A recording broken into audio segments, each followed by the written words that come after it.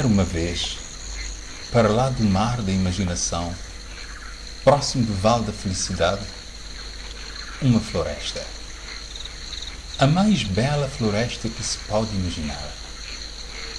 O ar cheirava a flores e a frutos, e as plantas eram de todos os formatos e de todas as cores. Uma fantástica explosão para os sentidos. Os habitantes desta floresta, de tão felizes que viviam, passavam a vida a dançar e a cantar. Ora, pense lá bem, quem hoje em dia passa o dia a cantar e a dançar? Ninguém. Até porque não há tempo. Há que se trabalhar. E os pequeninos também têm que estudar. Quando o sol nascia, espalhava a sua luz por todo o lado. E os pequenos raios corriam bem depressa a iluminar tudo. Quando chovia, as gotinhas corriam, competindo para ver quem entrava nos mais pequenos orifícios para que nada ficasse sem se molhar. E, às vezes, havia arco-íris. Acontecia quando o sol e a chuva, um com o outro, brincavam e as suas cores pelo céu se espalhavam por todos os cantos da floresta para que ninguém deixasse de ver. Por isso os habitantes eram tão felizes que vos vou contar um segredo. Até falavam. Ora, dirão vocês, mas eu também falo. Que poderá isso ter de tão especial? Pois bem, fiquem já a saber que na floresta habitava não gente, mas animais falantes. Mas a nossa história começa quando à floresta chegou uma velhota. Muito velha. Mas não era uma velhota daquelas simpáticas com os óculos na ponta do nariz e o cabelo apanhado. Ela não usava óculos e também não tinha o cabelo apanhado. Esta era uma velha diferente das outras. Mas ninguém o sabia porque eram coisas que não se viam. Era má, muito má, mais má do que podem imaginar. E era também muito poderosa. Mais poderosa do que o pai ou a mãe, do que o presidente ou o papa. Enfim, mais poderosa do que todos os poderosos que vocês conhecem. Ora bem, sendo ela tão má, é claro que ela não gostava nada da felicidade. Achava que era uma coisa muito incômoda. E achava também que era muito estranha. Não percebia como alguém podia levar uma vida decente feliz. Afinal, a mãe dela tinha sido infeliz, o pai também, os avós e todos os seus antepassados. Pelo menos era o que lhe tinham contado. Então, como era natural, ela também era muito infeliz. Infeliz que era, perturbava essa imensa felicidade que ali reinava. Se não houvesse aqui esta tralha toda de arco-íris, do sol, da chuva, essa floresta poderia ser uma floresta direitas, toda escura e fria, cheia de bichos medonhos. Para além de ser tão má e poderosa, a velha Guilhermina era assim que ela se chamava. Era também muito determinada. Tinha decidido que ia destruir completamente a floresta. E, portanto, estava sempre fechada no seu quarto a estudar a melhor forma de o fazer. Num dia que o sol nasceu um pouco tímido e espreguiçou-se muito devagar, encontrou a Guilhermina, já acordada, em frente ao espelho, a ensaiar a sua mais terrível gargalhada para este momento tão importante para ela.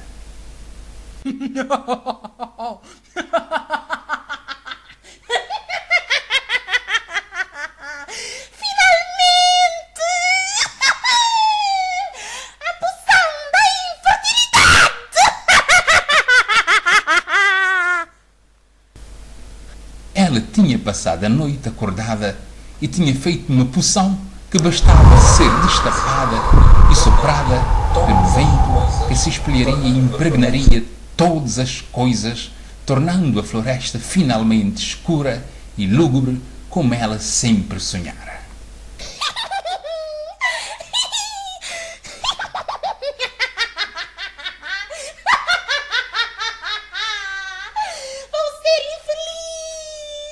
Vou ser tão infeliz! Até os meus antepassados irão ter inveja de mim! O sol, alarmado e muito arrependido de ter dormido demais, amaldiçoou a hora em que ficou até tão tarde acordado só para poder ver um pedacinho da lua antes de ir dormir. Se tivesse chegado mais cedo, talvez pudesse ter feito algo. E agora, que haveria de fazer? A velha Guilhermina já tinha a poção na mão e apertava com muita força, dirigindo-se à colina dos ventos. Se abrisse lá o frasco, acabada estaria a floresta e toda a vida nela. E logo hoje?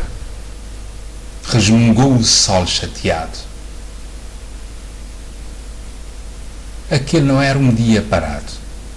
Era o dia da festa dos ventos.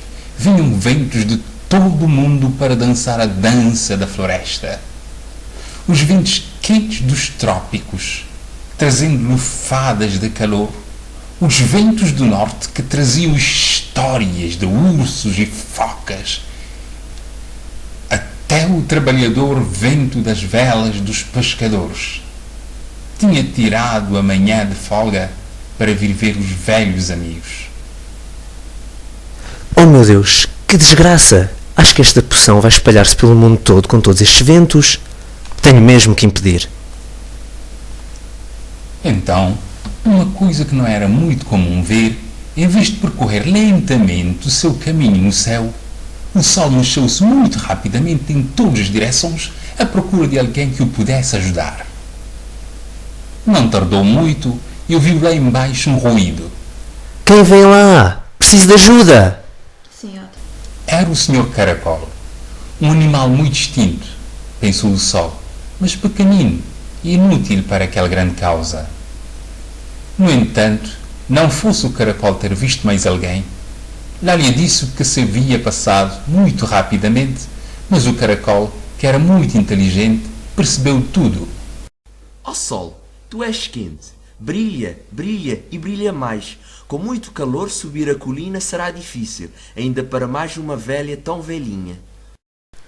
Ora, mas que boa ideia! Disse logo o sol, começando a enviar mais e mais calor para a floresta. Em pouco tempo, o calor era tanto que todos os animais tiveram que vir cá fora procurar um riacho. Era bonito vê-los, todos de óculos escuros, chapéus de sol, protetor solar e panos de praia. Claro que ainda nada sabiam do que se passava. Os objetos para levar em caso de calamidade eram diferentes dos objetos para levar em caso de muito calor. O sol ia desmaiando de alívio quando viu tanta gente para ajudar. Mas como era um sol muito bem educado, respeitoso do seu dever, aguentou-se. Achou que era um mau momento para desmaiar e era melhor deixar para depois. Ainda bem que chegaram, precisamos de ajuda. Veja a Guilhermina a destruir a floresta. Olha, perdeu o juízo. Coitadinho. Se calhar esqueceu-se de como se fala. Já ouvi uma história em que o mundo acabava. Tudo começava quando o sol esquecia como se falava. E depois, todos nós também ficámos mudos. Ora, nada disso. Interveio o caracol, que via que não havia tempo a perder e lá explicou a todos o que se passava. Muito rapidamente, todos entraram em suas casas e deixaram lá os objetos para levar em caso de muito calor e trouxeram um saco que estava sempre preparado com os objetos para levar em caso de calamidade. Cordas, lanternas, redes e mais um sem número de coisas.